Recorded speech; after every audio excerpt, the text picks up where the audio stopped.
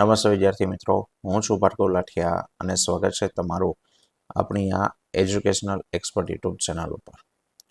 આજે આપણે ધોરણ 10માં વિષય વિજ્ઞાન અને ટેકનોલોજીમાં લિબર્ટી પેપર સેટ 2026માં પ્રશ્નપત્ર 5માં 3 વિભાગ ઓલરેડી આવી ગયા છે.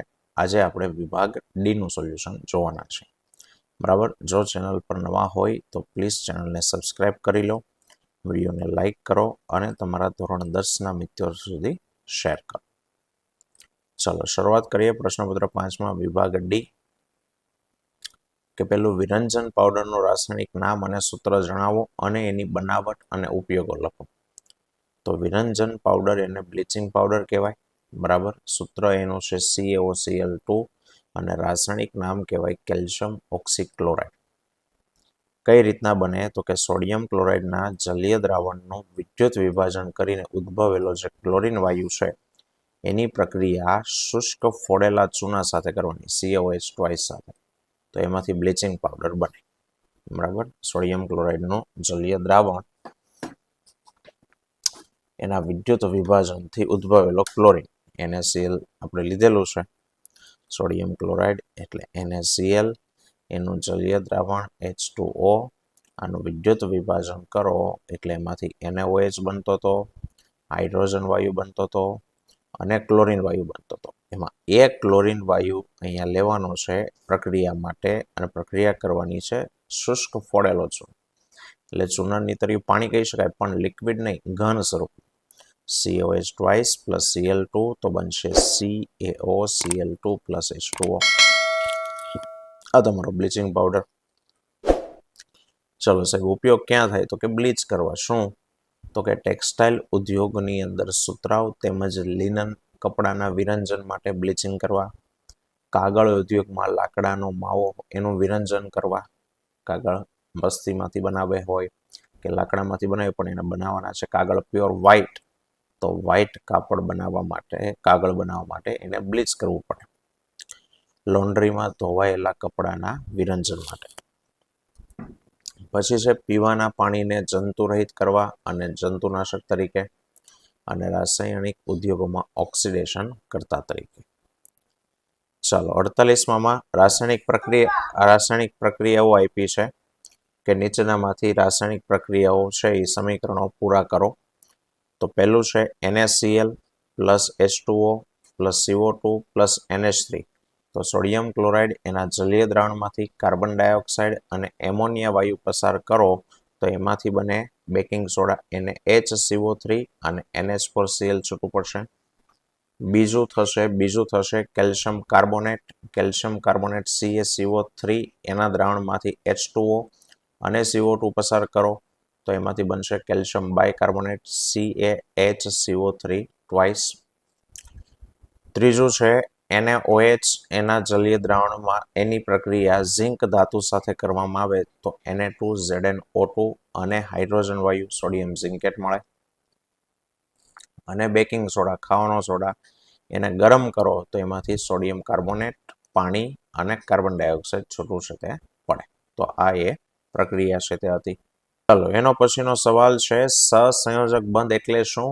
મિથેન અને નાઇટ્રોજનના અણુમાં સહસંયોજક બંધ સમજાવો. તો પહેલા તો વ્યાખ્યા કે બે પરમાણુ વચ્ચે બાહ્યતમ કક્ષાના ઇલેક્ટ્રોનની ભાગીદારીથી જે બંધ બને એને સહસંયોજક બંધ કહેવાય. હવે નાઇટ્રોજન અણુમાં સહસંયોજક બંધ સમજાવો છે તો નાઇટ્રોજનનો પરમાણ્વીય ક્રમાંક 7, ઇલેક્ટ્રોન રચના પહેલી કક્ષા K એમાં 2, બીજી કક્ષા L એમાં 5 ઇલેક્ટ્રોન. આમ નાઇટ્રોજન તેની બાહ્યતમ કક્ષા L માં 5 ઇલેક્ટ્રોન ધરાવે. સાહેબ એને જો એની L કક્ષા પૂરી કરવી હોય તો વધારે 3 ઇલેક્ટ્રોનની જરૂર પડે. તો એ કઈ રીતના ઉકેલ મેળવશે તો કે સાહેબ આ સમસ્યાના નિવારણ માટે નાઇટ્રોજનના 2 પરમાણુ તેની L કક્ષાના 3 ઇલેક્ટ્રોનની ભાગીદારી કરશે અને નાઇટ્રોજનનું અણુ બનાવે. અને ભાગીદારી પામેલા 6 ઇલેક્ટ્રોન, 3 પહેલા નાઇટ્રોજનના, 3 બીજા, એ 2 પરમાણુ વચ્ચે 3 બંધ બનાવે. અને પરિણામે પ્રત્યેક નાઇટ્રોજન પરમાણુ એની નજીકનો નિષ્ક્રિય વાયુ નિયોન જેવી રચના પ્રાપ્ત કરે કે જે તેની L કક્ષામાં 8 ઇલેક્ટ્રોન ધરાવે. અહીં આકૃતિ દોરી છે.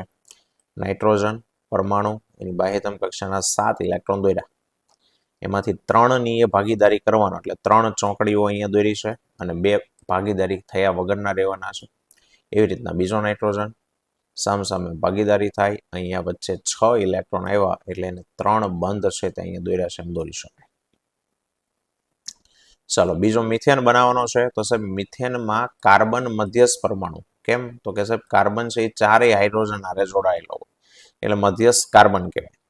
કાર્બનનો પરમાણુય ક્રમાંકથી શરૂઆત કરવાનું. તો 6 છે એની ઇલેક્ટ્રોન રચના K2L4 છે, તેની L કક્ષામાં 4 ઇલેક્ટ્રોન છે, પણ અહીંયા 4 ઘટે છે તો 4 ની ભાગીદારી નહીં કરે, કારણ કે મિથેનનું સૂત્ર શું થાય,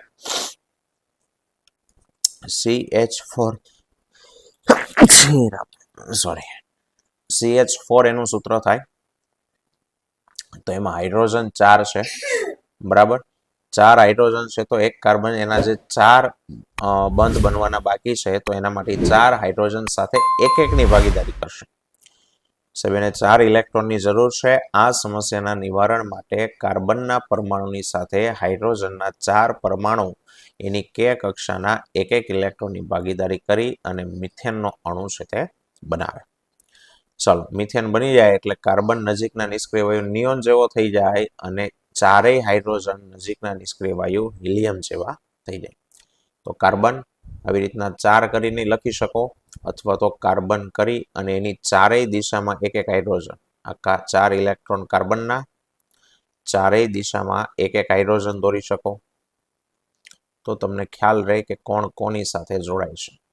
રેડી, પ્લસ કરીને હાઇડ્રોજન અને ચોકડી કરેલી હાઇડ્રોજનનો ઇલેક્ટ્રોન, અને પછી એને સામસામે ભાગીદારીમાં લ્યો એટલે આ રીતનું થઈ જાય. ઓકે, ચાલો પછી છે ઉત્સર્જન એટલે શું? મનુષ્યના ઉત્સર્જન તંત્રની આકૃતિ દોરો. તો કે મનુષ્યનું ઉત્સર્જન એટલે તો કે સાહેબ સૌથી પહેલા નાઇટ્રોજન યુક્ત નકામા દ્રવ્યો એને શરીરમાંથી બહાર કાઢવાની ક્રિયા એને ઉત્સર્જન કહેવાય. મનુષ્યના ઉત્સર્જન તંત્રમાં એક જોડ મૂત્રપિંડ, એક જોડ મૂત્રવાહિની,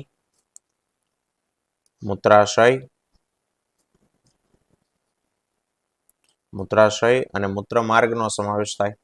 એની આકૃતિ મૂત્રપિંડ 2, મૂત્રવાહિની, મૂત્રાશય અને મૂત્રમાર્ગ. મૂત્રપિંડ તો કે મનુષ્યમાં એક જોડ મૂત્રપિંડ ઉદર ગુહામાં કરોડ સ્તંભની કશેરુકાઓની પાર્શ્વ બાજુ એટલે કે સાઈડમાં આવેલા છે. એનો આકાર તો કે વાલના દાણા જેવો છે અને તે કથ્થાઈ રંગના દેખાય છે. અને મૂત્રપિંડ રુધિરનું ગાળણ કરી અને નાઇટ્રોજન યુક્ત ઉત્સર્ગ દ્રવ્યોને અલગ કરી અને મૂત્રનું નિર્માણ કરે છે. મૂત્રવાહિની તો કે પ્રત્યેક મૂત્રપિંડમાંથી એક લાંબી પાતળી નળી ઉદ્ભવે જેને મૂત્રવાહિની કહેવાય. અને એનો એક છેડો મૂત્રપિંડ સાથે જોડાયેલો હોય, બીજો મૂત્રાશય, જો અહીંયાથી આ નળી એ મૂત્રવાહિની, એક છેડો મૂત્રપિંડ સાથે અને બીજો અહીંયા મૂત્રાશય સાથે. મૂત્રવાહિની એ મૂત્રપિંડમાંથી ઉત્પન્ન થયેલું જે મૂત્ર છે એને મૂત્રાશયમાં લઈ જાય. મૂત્રાશય તો કે સાહેબ મૂત્રનો સંગ્રહ કરતી કોથળી છે, આની અંદર મૂત્ર સંગ્રહ પામે.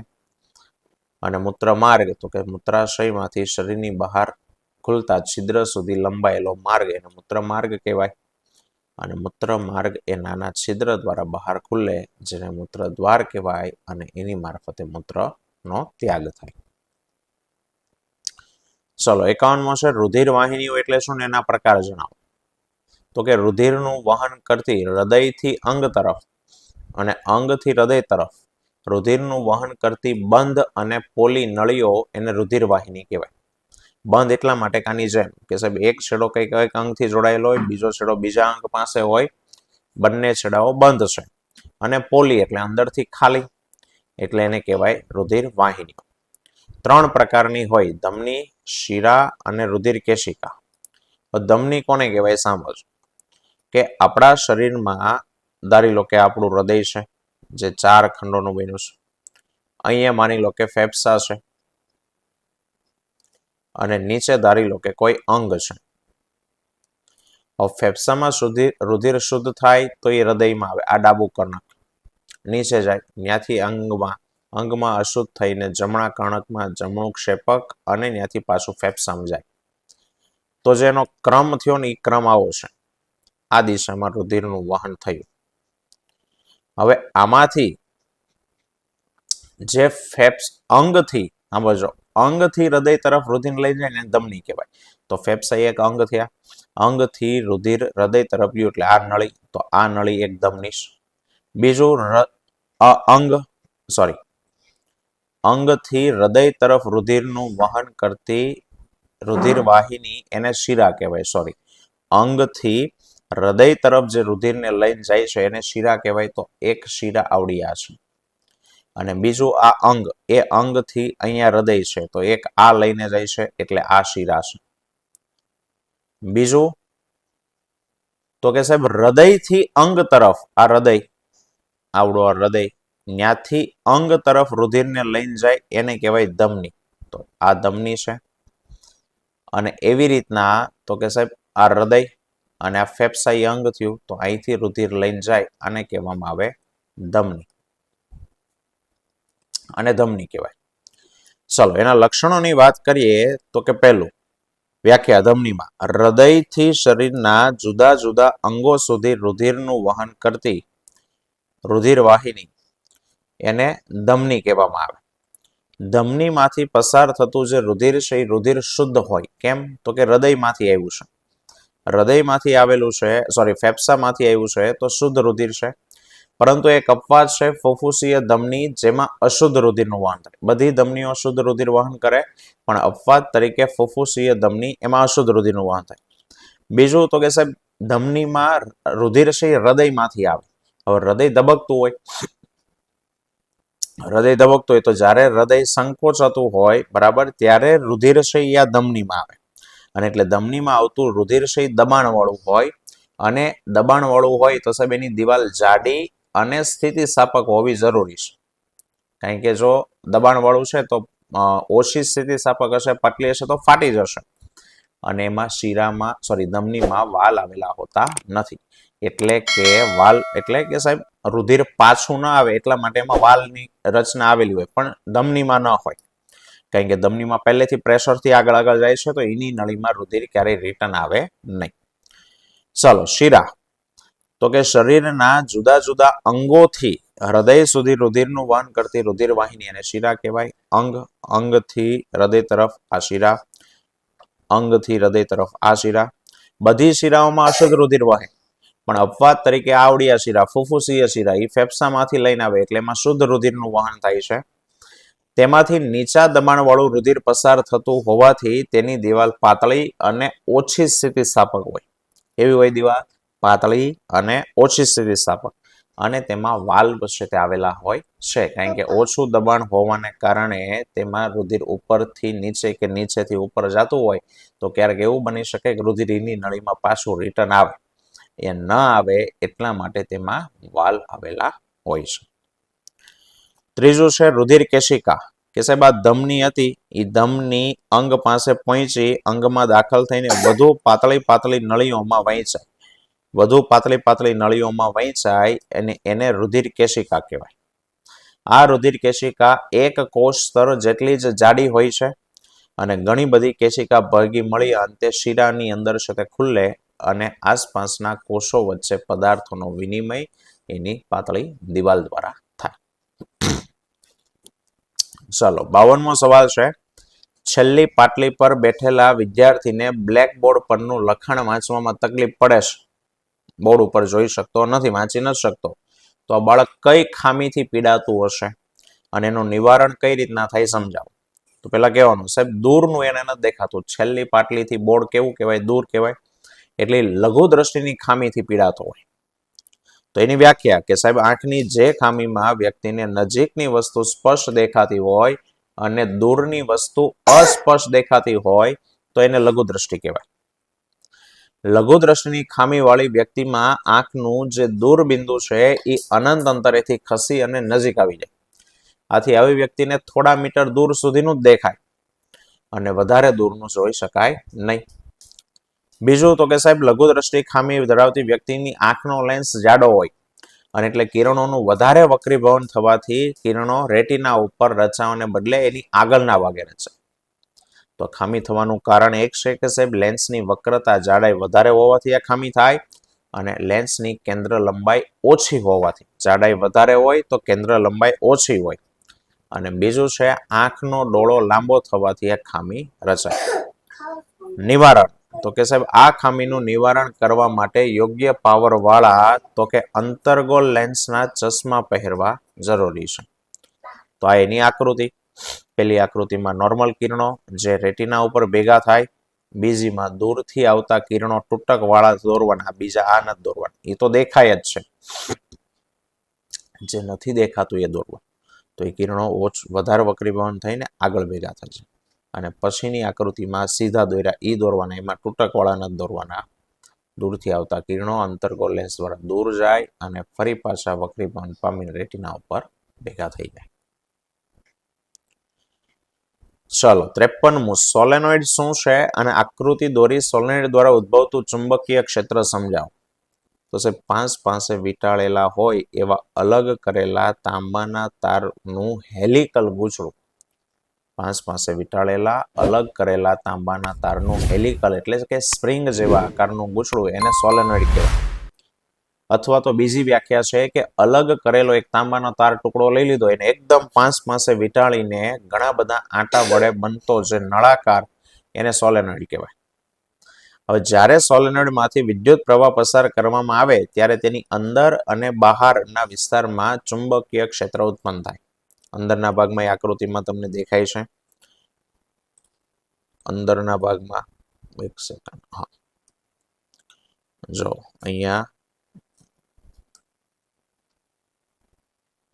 અંદરની સાઈડ લીટી દોરી છે એ અંદરની ક્ષેત્ર રેખાઓ, અને બહારની સાઈડે લીટીઓ દોરી છે એ બહારની ક્ષેત્ર રેખાઓ. અહીં આકૃતિમાં સોલેનોઇડ દ્વારા વિદ્યુત પ્રવાહ પસાર કરતા ઉદ્ભવતી ક્ષેત્ર રેખાઓ દોરેલી છે.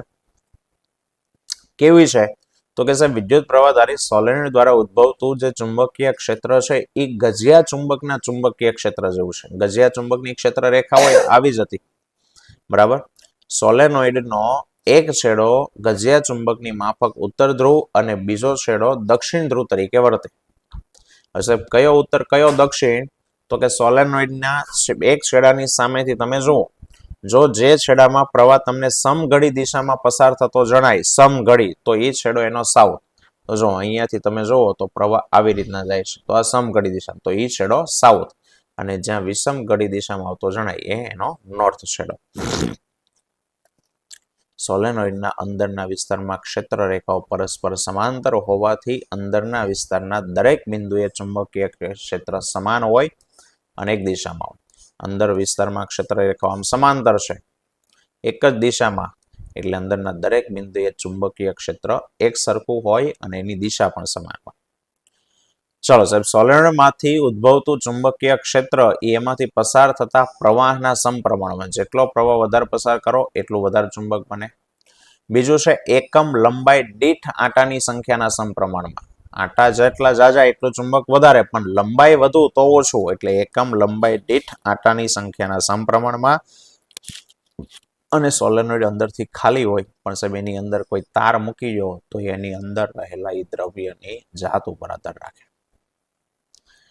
ચલો, અને લાસ્ટ સવાલ છે કે પોષક સ્તર એટલે શું? એક આહાર શૃંખલાનું ઉદાહરણ આપો અને એના વિવિધ પોષક સ્તરો જણાવો.